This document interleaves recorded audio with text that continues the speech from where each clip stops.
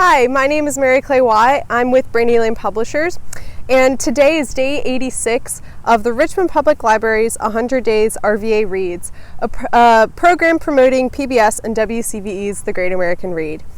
Today I am at Jefferson Park because on October 20th, Brandy Lane Publishers is hosting the first ever RVA Book Lovers Festival right here in Jefferson Park. If you love books, you'll want to be there to meet tons of local authors and eat delicious food. We're going to have a kids corner, a poetry, we're going to have an open mic and presentations on our main stage. It's going to be a great afternoon, so come on out. But today I'm going to be talking about Looking for Alaska by John Green.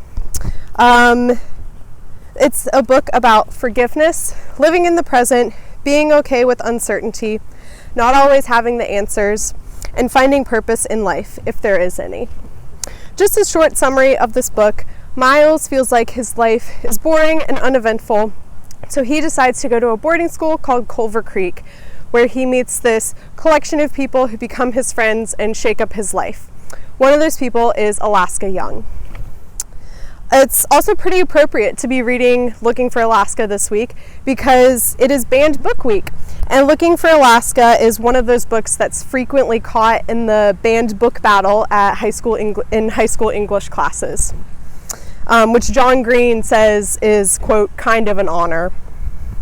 I'm sure most of you have heard of John Green by now.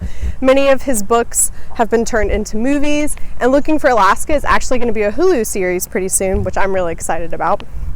He has a YouTube channel with his brother Hank Green, which I think is really interesting because that lets him connect with his YA and teenage audiences, and he can interact and understand them a bit better, which is what I think helps him create unique YA novels.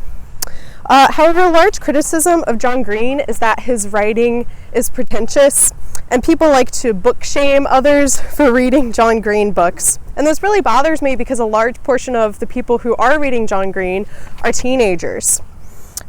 Teenagers who could just as easily be watching Netflix or playing video games instead of reading.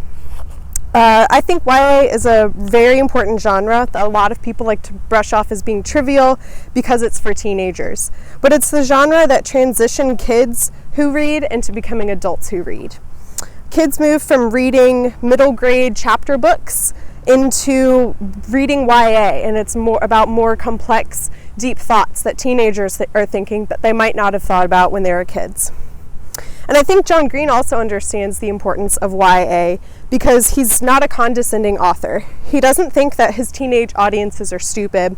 He knows that teenagers are smart and are capable of complex thought, which is why he writes books about complex, deep themes.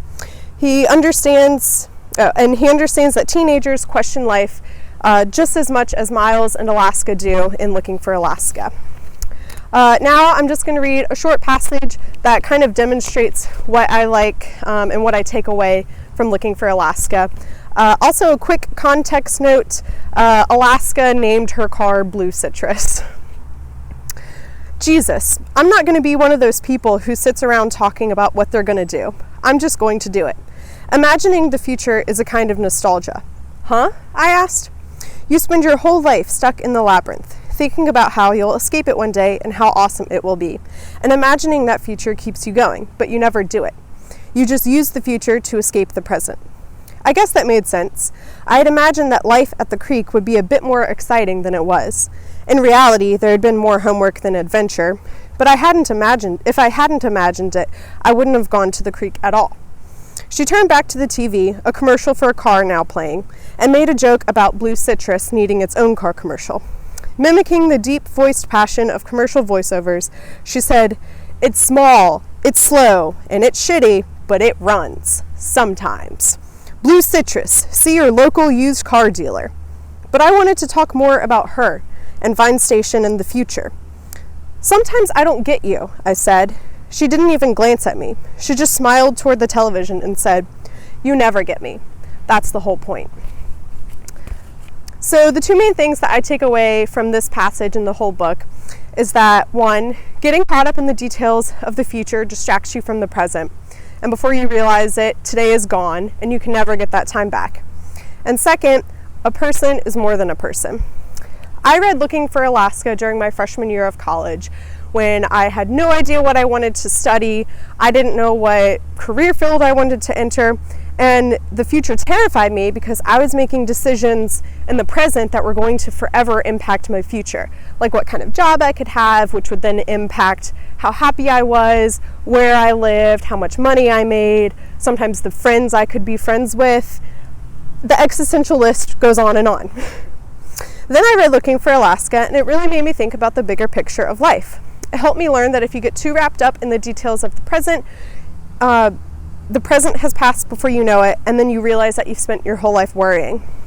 This also made me stop worrying about needing to find my purpose in life, because life goes on while you're trying to find it, and that life is actually about trying to find it.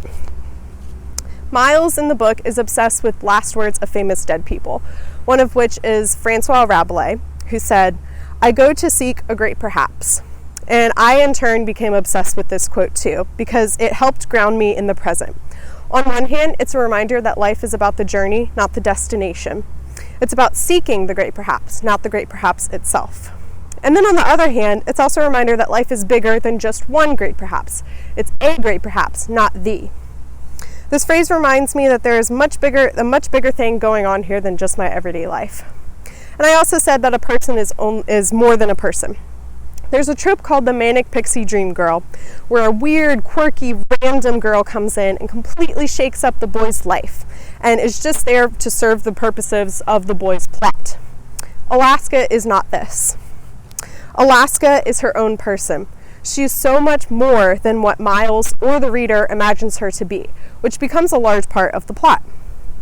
We all have separate ideas of who a person is to us, but that's only based on such a small part of who they actually are. This is what Alaska means when she says to Miles, "You never get me. That's the whole point."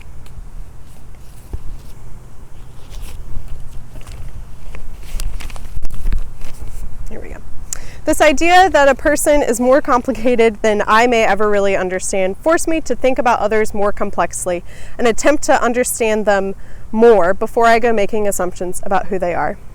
There's one last thing that I want to close out with. John Green likes to say that once they're published, his books belong to his readers, not him. So because I am not the only reader and not the only one who Looking Alaska belongs to, I asked some people on the internet what Looking for Alaska means to them and what they took away. Emma from Facebook said, "It honestly got me through some really hard times in my adolescence. Watching what happens when the manic pixie dream girl can't live up to the hype, a character archetype I've always identified with, and how the world didn't end and people still learned from her, really helped me take a little pressure off myself to be what people needed of me." Peyton from Facebook. "I really liked it because for me, it was the first book that acknowledges the struggles I felt I went through in high school. However, now that I'm older, I think the book is more a warning that people are more than the interactions you imagine with them." Reddit user Cannonball Dance starts with the quote, "But I'm tired of you acting like you were the only guy who ever wanted her," and then says, "Upon reading this line, I realize how self-centered you can be when you imagine other people as belonging to you, especially when those other people are idolized by you and not understood as flawed or anything less than perfect. It prevents Miles from thinking that Alaska is a thinking, feeling person who has a complex life that is not shared with others all the time. The truth is, you can't know what anyone is thinking. The mystery at the core of this novel is other people, how they are unknowable, and how you must strive to understand and not think of them simply as features in your life." Reddit user SMH_matrix. "John's writing and descriptions of Culver Creek invokes this amazing feeling of living life on a whim, the feeling of truly exploring one's great perhaps and still being a clueless teenager. These are characters anyone can relate to and take us to a time in our lives where people are quickly defined by their personalities and then made so much more by their actions." And finally, Reddit user The Fault in Our Turtles. "I think part of why I love Looking for Alaska is that he captures the angst, insecurity, and search for identity of adolescence, pairs it with the wisdom and insight of experience of a deeply introspective and sensitive author, and bottles it up in his protagonist, who pours them out one shot at a time through aphoristic dialogue and internal monologues. He uses these coming-of-age characters to explore huge fundamental questions of life. Looking for Alaska in particular provides poignant insights into the adolescent experience of grief, coming to terms with the universality of death, the ways in which we become irretrievably different through our relationships with others, and ultimately into our ability and our need to maintain hope in a world full of death, despair, and loneliness. Thank you so much for listening to all of my existential thoughts and feelings about Looking for Alaska. Looking for Alaska and the other 99 books from the Great American Read are available at your local Richmond Public Library. To learn more about RVA Reads, you can go to rvalibrary.org/100days. And to learn more about the Great American Read, go to ideastations.org/greatread. You can also join the Facebook group, Richmond Public Library's 100 Days RVA Reads, and subscribe to the YouTube channel, Richmond Public Library 100 Day RVA Reads, to see more readings on different books. Thank you, and don't forget to be awesome.